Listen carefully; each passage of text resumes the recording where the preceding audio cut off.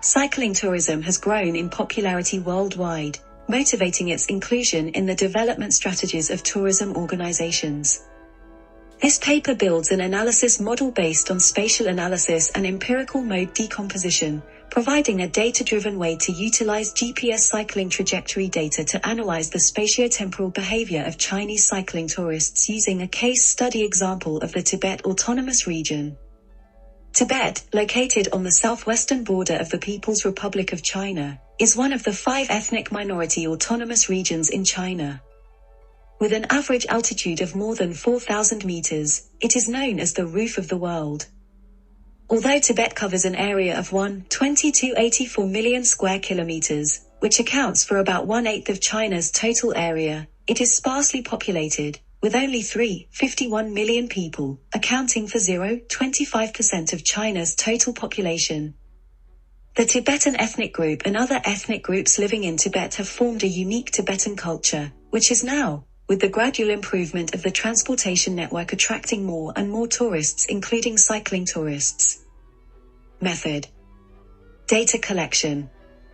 From the Tuvalu outdoor travel website, we obtained 3,826 GPS trajectories, voluntarily shared by tourists cycling in Tibet, from January 2009 to December 2019 as our initial data. GPS positioning is inevitably affected by confounding factors that cause some data errors. Therefore, it is also necessary to process the GPS trajectory data according to the needs of the study. We divided the Tibet Autonomous Region into 45 by 90 grids, according to the range of longitude and latitude, and used the following rules to clean the data.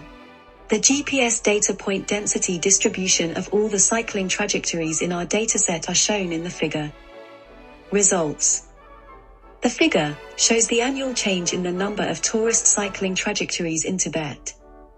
Based on the increasing number of cycling trajectories, it seems that cycling tourism has rapidly increased in popularity in recent years. According to the GPS trajectory data, we can see that the cycling trajectories of tourists in Tibet are mainly concentrated around the summer period from May to October, 87% of all cycling trajectories. Thus, cycling tourism in Tibet is greatly affected by seasonal factors. From the figure, it can be seen that most cycling tourists' GPS start points are in Tibet, 85%. As shown in the figure, cycling tourists most commonly spend from 1 to 2 days cycling in Tibet, and the distance traveled does not normally exceed 200 kilometers. Most cycling tourists in Tibet engage in medium or short distance cycling, while a small proportion pursue more physically and mentally demanding long-distance cycling. The initial non-empirical mode decomposition process data of monthly cycling trajectories is denoted as signal in the figure. The calculated average periods and variance contribution rates of each intrinsic mode function component are shown in the table. From the figure and the table, we can see that the number of cycling trajectories in Tibet shows a fluctuating growth trend. The residual component is the most significant scale component. Its variance contribution rate is the largest, reaching 12%. The intrinsic mode function 1 and 2 components denote fluctuation patterns of 3 to 4 and 10-11-month cycles, respectively. According to the original signal data, the peaks in the number of cycling trajectories in Tibet in different years are concentrated in June, July, and September. As such, the intrinsic mode function 1 and 2 components show the seasonal fluctuations of the cycling trajectories in Tibet. The figure shows the overall spatial density distribution patterns of tourist cycling trajectories converted from GPS points, national roads, provincial roads, and county and township roads in Tibet. As can be seen from the figure, the density distribution of cycling tourists is relatively high in central and eastern parts, while it is relatively low in the western parts of Tibet. In order to further explore the specific preferences of cycling tourists in Tibet, we respectively extracted the density raster matrix of tourists' cycling trajectories and various types of roads and calculated the correlation between the tourist cycling trajectory density raster matrix and the other matrices.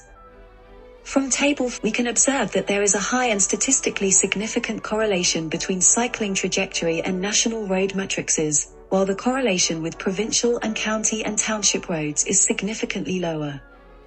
From the figure, where we have fitted the cycling trajectory density values and the national highway density value from 2012 to 2019, we can see that the degree of fit between the two shows an overall upward trend, indicating that over time, more and more tourists have chosen to cycle on national roads.